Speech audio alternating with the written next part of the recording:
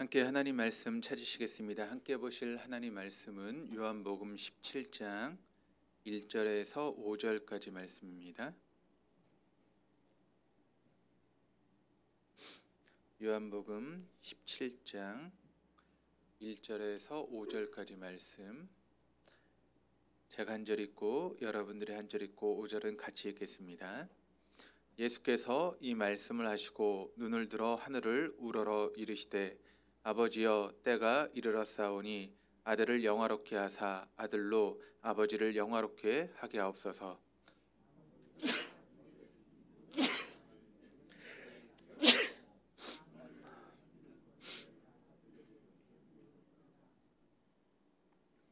영생은 곧 유일하신 참 하나님과 그가 보내신 자 예수 그리스도를 아는 것이니이다.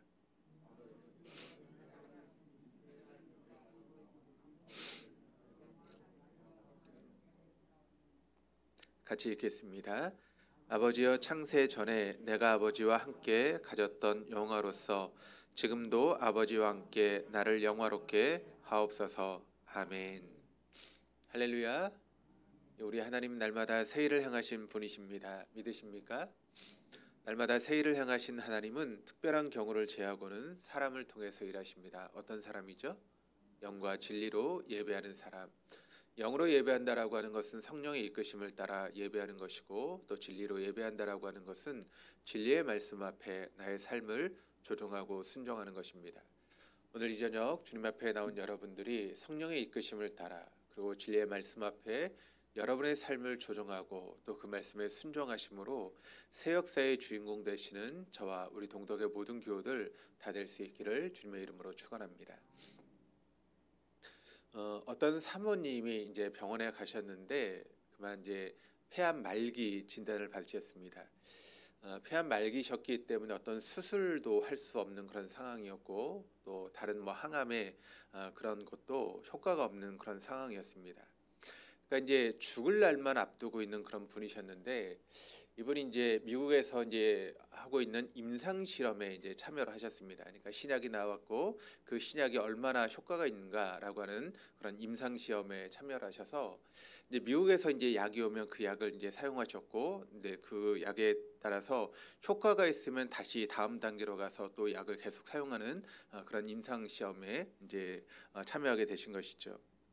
근데 임상시험이라고 하는 것은 여러분 어떤 의미가 있는가 하면 이 약이 어떤 효과가 있는지 아직 밝혀지지 않았다라고 하는 것입니다. 그러니까 이것이 그 암에 좋은 효과가 있는지 아니면 없는지, 만약 이 약을 사용했을 때 어떤 부작용이 있는지 없는지를 그럼 모르는 상태에서 그 약을 사용하는 것이죠. 그래서 이런 임상에 이제 참여하시는 분들을 보게 되면 암 1기, 2기 정도 그런 분들은 참여를 안 하십니다. 그러니까 말기 암 환자들, 그러니까 더 이상 지금 있는 기술로는 이제 도저히 이제 병을 고칠 수 없는 말기 암 환자들, 그래서 이제 죽음을 앞에 두고 죽을 날짜만 기다리는 그런 암 환자들에게만 보통 이제 사용을 하게 되죠. 그만큼 그것이 어렵고 위험하다는 것입니다. 괜히 그 약을 잘못 사용해서 또 더 큰 부작용이 생길 수도 있고 또 상태가 더 악화될 수도 있는 그런 가능성이 있기 때문에 보통 사람들은 참여하지 않습니다. 한마디로 내 생명을 그 약에 맡기기에는, 그 치료법에 맡기기에는 아직도 너무나 미흡하고 부족하다라고 하는 것이 바로 임상 실험의 그런 모습입니다. 그럼에도 불구하고 그 사모님은 임상 실험에 참여하셨습니다. 죽음을 앞에 둔 폐암 말기 환자가 그 약을 쓰고 있다라고 하는 것은 여러분 어떤 의미가 있겠습니까? 그것은 바로 그만큼 인간이 죽기를 싫어한다라고 하는 그런 의미 아니겠습니까?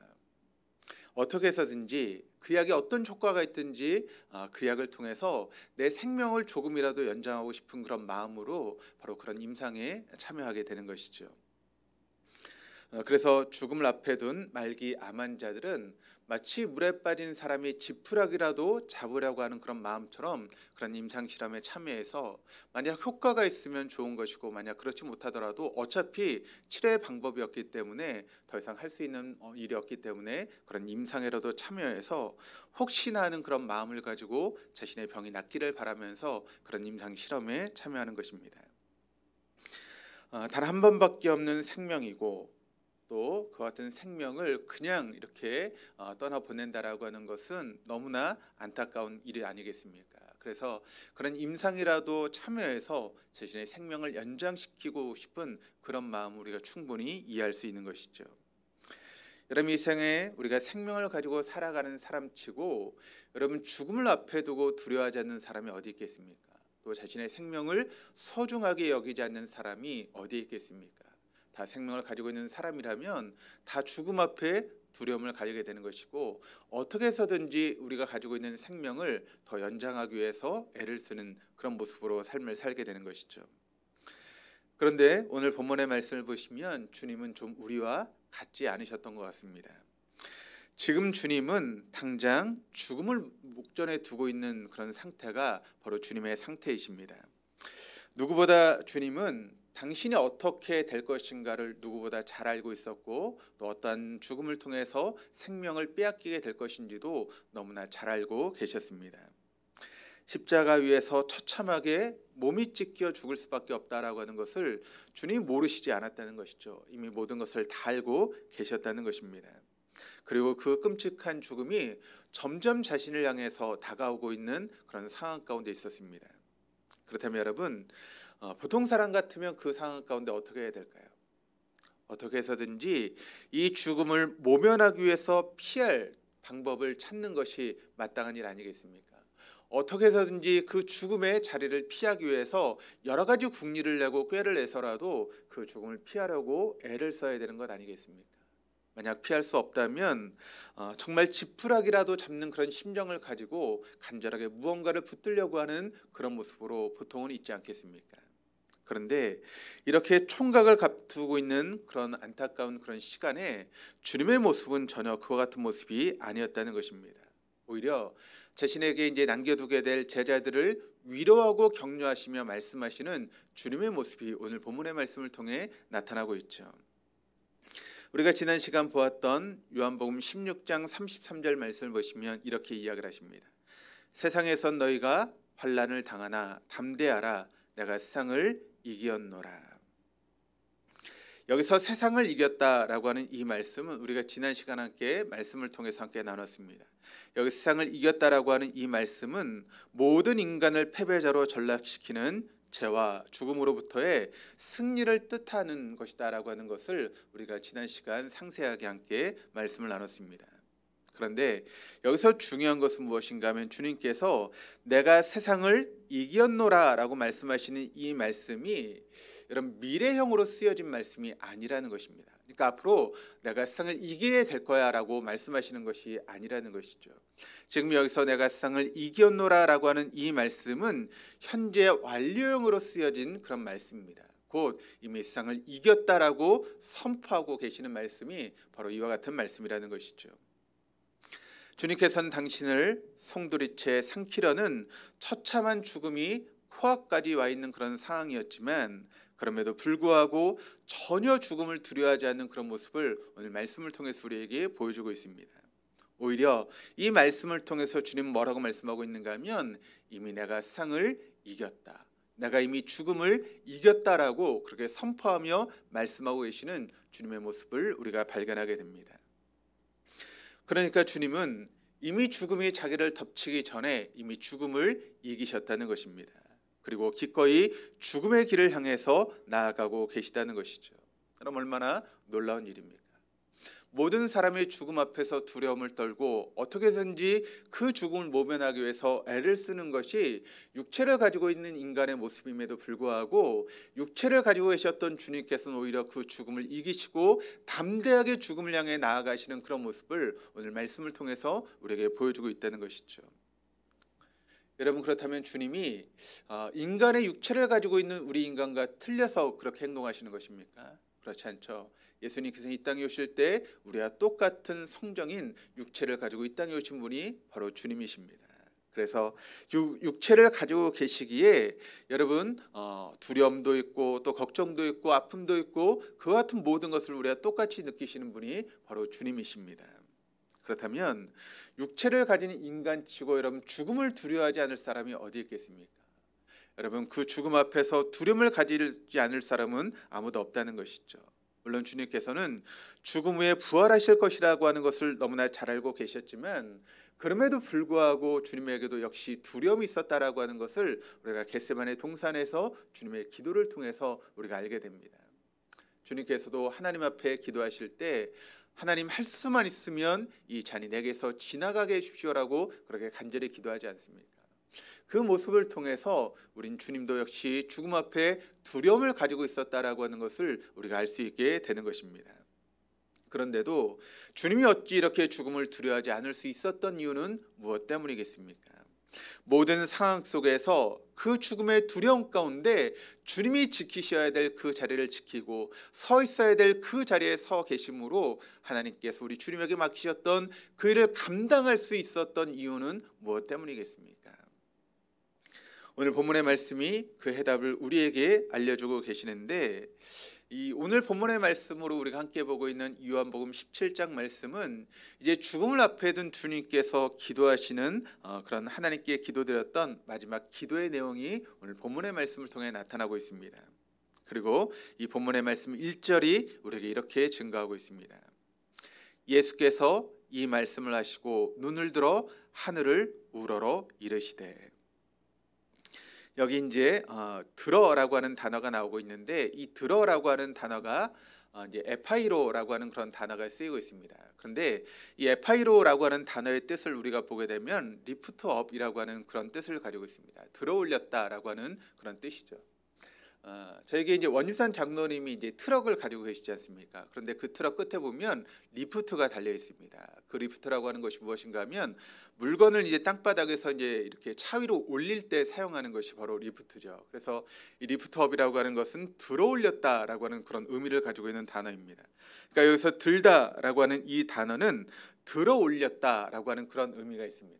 그러니까 이 말씀을 통해서 보면 주님께서 지금 하늘을 향해서 눈을 들어 올리셨다라고 하는 그런 의미가 되는 그런 말씀인 것이죠.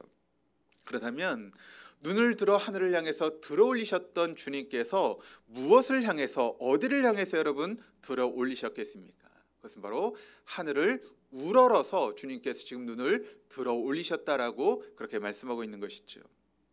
그렇다면 여러분 지금 시간은 이제 밤 시간 아니겠습니까? 그러면 예수님께서 왜 자신의 눈을 들어서 하늘을 여러분 올려서 쳐다봤겠습니까? 밤하늘에 떠 있는 별을 보기 위해서 지금 주님께서 그렇게 눈을 들어서 하늘을 쳐다보신 것일까요? 아니면 이제 달빛을 보기 위해서 주님께서 눈을 들어서 지금 하늘을 쳐다보고 계신 것일까요? 아니겠죠. 그렇다면 주님께서 지금 눈을 들어서 쳐다보고 있는 것은 무엇을 쳐다보고 계시는 것이겠습니까? 바로 하늘에 계신 아버지 하나님을 향해서 눈을 들어 지금 쳐다보고 계시는 것입니다. 여러분 주님께서는 틈이 날 때마다 우리가 성경 복음서를 보게 되면 눈을 들어 하늘을 쳐다보시는 그런 주님의 모습을 우리가 발견할 수 있게 되는데 마가복음 7장 34절 말씀을 보시면 예수님께서 귀머거리를 고치시는 그런 말씀이 나오고 있습니다. 그런데 예수님께서 그 귀먹은 사람을 고치실 때 그 전에 눈을 들어 하늘을 쳐다보시고 기도하시는 모습을 우리에게 보여주고 있습니다. 또한 요한복음 11장 41절 말씀을 보시면 우리가 잘 알고 있는 베다니에 살고 있었던 나사로가 죽지 않습니까? 그리고 예수님께서 그 베다니를 찾아가서 여러분 나사로를 살리실 때 성경의 말씀을 보시면 눈을 들어 하늘을 우러러 보셨다라고 그렇게 말씀하고 있습니다. 또 마태복음 14장 19절 말씀을 보시면 우리가 잘 알고 있는 오병이어의 기적의 사건이 일어나고 있는데 그 오병이어의 기적의 사건을 일으키기 전에 예수님께서 기도하실 때 눈을 들어 하늘을 우러러 보시며 기도하시고 오병이어의 기적을 일으키시는 그런 모습을 마태복음 14장 19절 말씀이 우리에게 증거하며 이야기를 하고 있습니다. 그러니까 여러분 예수님이 여러분 어떤 중요한 사건이 있을 때마다 주님께서 하셨던 행동은 어떤 행동입니까? 바로 눈을 들어 하늘을 우러러 보시는 그와 같은 모습이 예수님의 그런 삶의 모습 가운데 나타나고 있다는 것이죠. 그리고 오늘 본문의 말씀을 통해 또 주님은 눈을 들어 하늘을 향해서 하나님을 우러러 보고 계시는 주님의 모습이 오늘 말씀을 통해 나타나고 있습니다. 주님께서는 어떻게 당신을 덮치는 죽음을 보시고 두려워하거나 회피하라고 하지 않으셨습니까?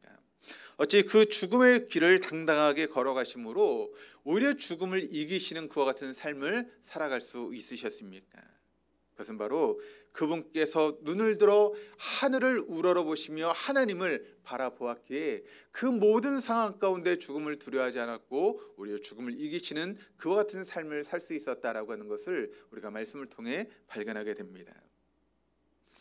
그렇다면 여러분, 신앙이라고 하는 것이 무엇이겠습니까? 신앙이라고 하는 것은 오늘 말씀을 통해 보면 눈을 들어 올리는 것입니다. 그것이 바로 신앙이고, 눈을 들어 올려 하나님을 우러러 보는 것, 그것이 바로 신앙이다라고 하는 것을 보게 되는 것이죠. 그러니까 우리에게 당해 있는 그런 환경을 바라보는 것이 아니라, 나를 둘러싸고 있는 상황을 바라보는 것이 아니라 그 상황을 뛰어넘어서 하늘에 계신 우리와 함께 계시는 그 하나님을 우러러 보는 것, 그것이 바로 진정한 신앙이다라고 하는 것을 우리가 말씀을 통해서 배우게 되는 것이죠. 이사야서 46장 3절에서 4절까지 말씀을 보시면 이렇게 기록을 합니다. 야곱의 집이여, 이스라엘 집에 남은 모든 자여, 내게 들을지어다. 배에서 태어남으로부터 내게 안겼고 태에서 남으로부터 내게 엎인 너희여, 너희가 노년에 이르기까지 내가 그리하겠고 백발이 되기까지 내가 너희를 품을 것이라. 내가 지었은즉 내가 업을 것이요 내가 품고 구하여 내리라. 이 말씀 마치 여러분, 어미가 그 자식에게 그러하듯이 하나님께서 우리를 품고 안고 계시는 분이시다라고 하는 것을 바로 이사야 선지자가 우리에게 증거하며 말씀하고 있습니다. 그러니까 여러분, 하나님은 그저 저 하늘 높이에 계시는 우리와 상관없는 그런 분이 아니라 지금도 우리 곁에서 우리를 품고 안으시고 우리와 함께 하시는 분이 바로 하나님이시다라고 하는 것을 바로 이사야서가 이 말씀을 통해서 우리에게 이야기하고 있는 것이죠. 이와 같은 하나님의 고백을 헤아릴 수 없을 정도로 여러분, 성경에 얼마나 이와 같은 말씀이 많이 나와 있습니까? 언제나 우리 곁에서 우리와 함께 하신 하나님, 우리가 힘들고 어려울 때마다 나를 도우시고 인도하시는 그 하나님에 대한 그런 말씀들이 얼마나 성경에 여러분 많이 기록되어 있습니까? 사실 성경에 나오는 그런 모든 말씀들이 지금도 우리와 함께 하시는 우리 곁에 계신 하나님에 대한 그런 말씀을 우리에게 증거하고 있는 것 아니겠습니까? 그런데 그럼에도 불구하고 주님께서는 왜 매번 눈을 들어 올려 하늘을 우러러 보셨습니까? 언제나 우리 곁에 계신 하나님에도 불구하고 왜 예수님께서는 눈을 들어서 하늘을 향해서 하나님을 우러러 보시는 그와 같은 삶을 사셨겠습니까? 그것은 바로 주님께서 하나님에 대해 언제나 스스로 낮은 위치에 거하고 계셨음을 의미하는 그런 내용입니다. 비록 하나님께서 주님 곁에 계시다 할지라도 언제나 하늘을 향해서 눈을 들어 하나님을 우러러보는 낮은 마음을 잃지 않으셨기에 주님께서는 하나님 말씀에 순종하며 겸손하게 자기가 걸어가야 될 그 길을 걸어갈 수 있었다라고 하는 것을 우리에게 보여주고 있는 것입니다. 여러분, 겸손이라고 하는 단어가 humility라고 하는 그런 단어를 쓰고 있습니다. 그런데 이 humility라고 하는 단어의 어원을 보게 되면 humus라고 하는 단어에서부터 humility라고 하는 단어가 왔습니다. 그리고 humus라고 하는 단어의 뜻은 바로 흙이라고 하는 그런 의미를 가지고 있습니다. 그렇다면 여러분, 겸손이란 무엇이겠습니까? 그것은 바로 자기 자신이 본디 흙임을 아는 것이 바로 진정한 겸손이라는 것입니다.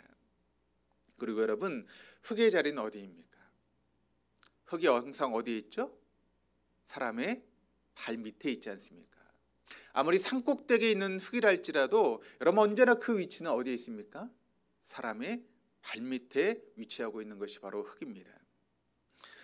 그런데 여러분, 흙이 여러분 밟히기 싫다고 해서 사람의 머리 위에 있으려고 하고 혹은 사람의 눈높이에 맞춰서 있으려고 한다면 그럼 어떻게 되겠습니까? 그건 흙일 수가 없는 것이죠. 네, 그것은 하나님과 우리의 관계도 마찬가지입니다. 하나님께서 우리를 사랑하시지 않습니까? 그래서 우리 곁에 계시고 우리 함께 계시며 때론 우리를 안으시고 품으시면서 우리 곁에 계시는 분이 바로 하나님이십니다. 그런데 여러분, 하나님께서 우리 곁에 계신다 할지라도 우리가 지켜야 될 자리는 어디이겠습니까?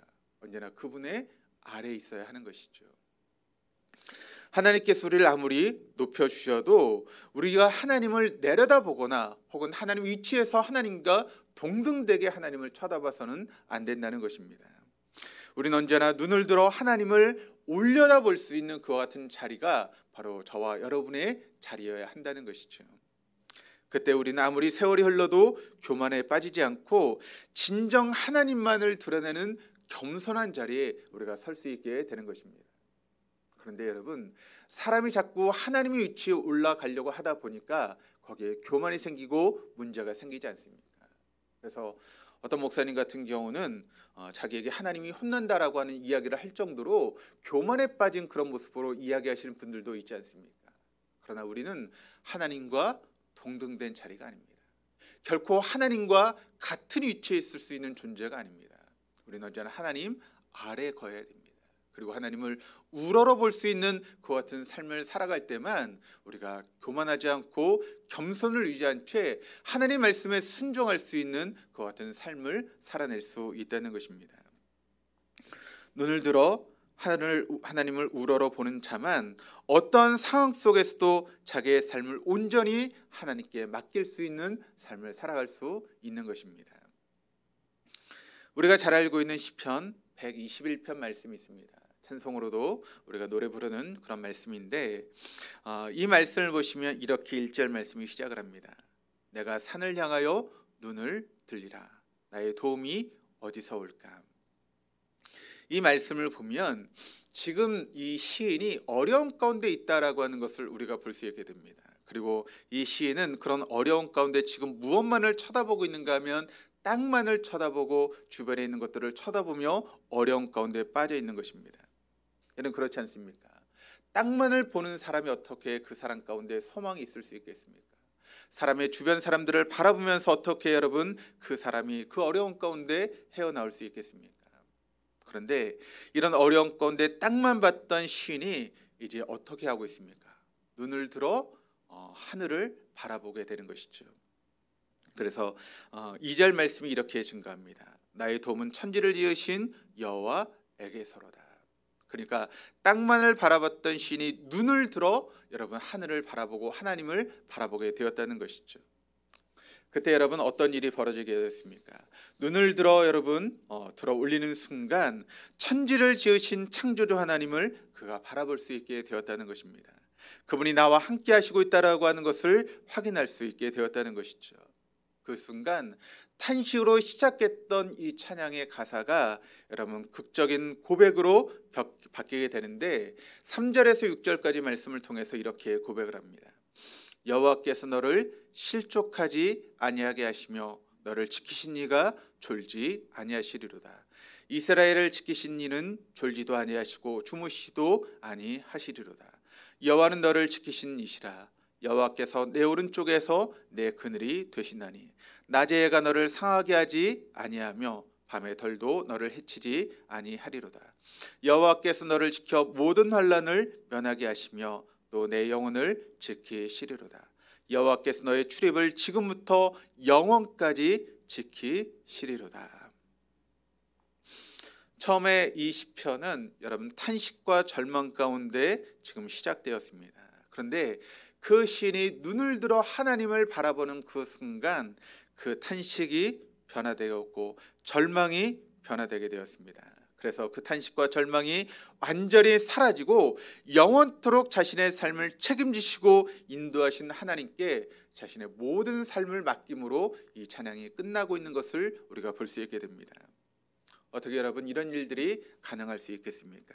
그것은 바로 눈을 들어 천지를 지으신 창조주 하나님을 바라보게 되었을 때 그의 삶이 이와 같이 바뀔 수 있었다는 것입니다. 절망 가운데 희망으로, 낙담 가운데 하나님 주시는 은혜 가운데 그 어려움을 이겨낼 수 있는 그와 같은 자리에 설 수 있게 되었다라고 하는 것을 오늘 말씀이 우리에게 증거하고 있습니다. 처참한 죽음이 주님을 덮치려는 그 결정적인 순간 우리 주님은 눈을 들어 하늘을 우러러 보셨습니다. 그리고 하나님을 바라보았습니다. 그랬을 때 그에게 두려움을 주었던 모든 죽음의 길을 주저함 없이 그 죽음의 길을 향해서 담대하게 주님께서 걸어가실 수 있었던 것입니다. 하나님께서 함께 하시는 한, 하나님께서 당신의 생명을 반드시 죽음을 깨트려 다시 살리실 것을 주님께서 아셨기에 담대하게 그 죽음의 길을 걸어갈 수 있었다는 것이죠. 하나님만을 우러러 보는 자만 모든 상황 가운데서 주저없이 하나님 앞에 자신의 삶을 의탁할 수 있는 것입니다. 여러분, 소망과 확신은 결코 이 땅에서 우리에게 줄 수 있는 요소가 아닙니다. 소망과 확신은 하나님께서만 우리에게 주실 수 있는 것임을 여러분 잊지 마시기를 바랍니다. 우리의 상황이 아무리 힘들고 어려워도 하나님께서 우리에게 소망을 주시면 그때 우리는 결코 망하지 않을 것입니다. 하나님께서 우리에게 힘을 주시면 그 모든 상황을 이겨낼 수 있는 믿음의 길을 우리가 걸어가게 될 줄 믿습니다. 때로는 그와 같은 상황이 나를 둘러싸여 있는 환경이 변하지 않는다 할지라도 그 상황에 주눅들지 않고 그 상황에 지지 않고 그 상황을 이겨낼 수 있는 힘과 능력이 바로 하나님께로부터 우리에게 주어지게 되는 것이죠. 그러므로 우리의 삶 가운데 아무리 힘들고 어려운 일이 있다 할지라도 하늘을 우러러 하나님을 바라보시기를 바랍니다. 그러면 우리는 우리에게 둘러싸인 모든 상황을 뛰어넘어서 우리에게 주어진 그 믿음의 길을, 사명의 길을 걸어갈 수 있는 우리 모두가 되어줄 줄 믿습니다. 사랑하는 교회 여러분, 믿음은 눈을 들어 올리는 것입니다. 믿음은 날마다 하나님을 우러러 보는 것입니다. 눈을 들어 올려 하나님을 우러보는 그 순간부터 우리의 삶은 겸손한 송가가 될 수 있습니다. 그분 안에 소망을 누릴 수 있게 되고 그분께서 주신 사명을 충성하게 충실하게 사명의 길을 걸어갈 수 있게 됩니다. 무엇보다도 그때부터 개인과 우리의 삶 가운데 새로운 역사가 시작된다라고 하는 것을 오늘 말씀이 우리에게 증거하고 있습니다. 그래서 우리의 의무는 눈을 들어 그분을 우러러 보는 것입니다. 우리가 지금도 함께 계시는 그 하나님을 바라볼 때 우리가 어떤 상황 가운데도 믿음의 길을 겸손하게 걸어가게 될 줄 믿습니다. 그 같은 삶을 살아갈 수 있는 저와 여러분, 우리 모두가 될 수 있기를 주님의 이름으로 축원합니다.